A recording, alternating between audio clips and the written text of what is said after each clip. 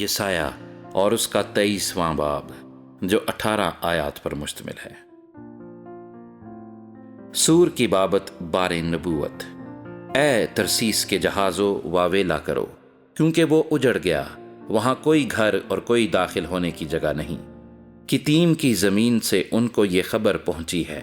اے ساحل کے باشندوں، جن کو سیدانی سوداگروں نے جو سمندر کے پار آتے جاتے ہیں مالا مال کر دیا ہے، خاموش رہو۔ سمندر کے پار سے سیہور کا غلہ اور وادی نیل کی فصل اس کی آمدنی تھی، سو وہ قوموں کی تجارت گاہ بنا۔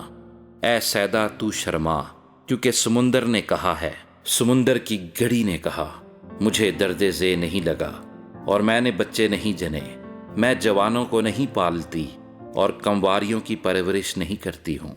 جب اہل مصر کو یہ خبر پہنچے گی تو وہ سور کی خبر سے بہت غمگین ہوں گے۔ اے ساحل کے باشندوں، تم زار زار روتے ہوئے ترسیس کو چلے جاؤ۔ کیا یہ تمہاری شادمان بستی ہے جس کی ہستی قدیم سے ہے؟ اسی کے پاؤں اسے دور دور لے جاتے ہیں کہ پردیس میں رہے۔ کس نے یہ منصوبہ سور کے خلاف باندھا جو تاج بخش ہے، جس کے سوداگر عمرہ اور جس کے بیوپاری دنیا بھر کے عزت دار ہیں؟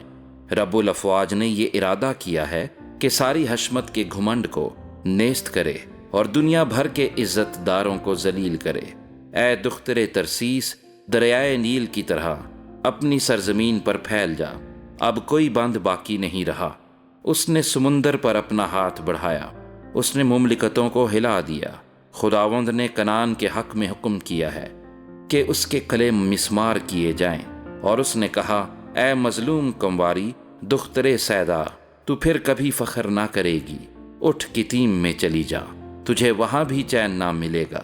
کسدیوں کے ملک کو دیکھ، یہ قوم موجود نہ تھی، اسور نے اسے بیابان کے رہنے والوں کا حصہ ٹھہرایا۔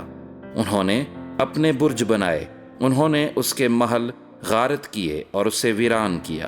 اے ترسیس کے جہازوں واویلا کرو، کیونکہ تمہارا قلعہ اجاڑا گیا۔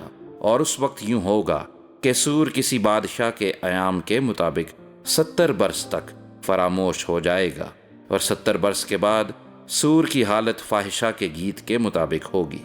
اے فاحشہ، تو جو فراموش ہو گئی ہے، بربت اٹھا لے اور شہر میں پھرا کر راگ کو چھیڑ اور بہت سی غزلیں گا کہ لوگ تجھے یاد کریں۔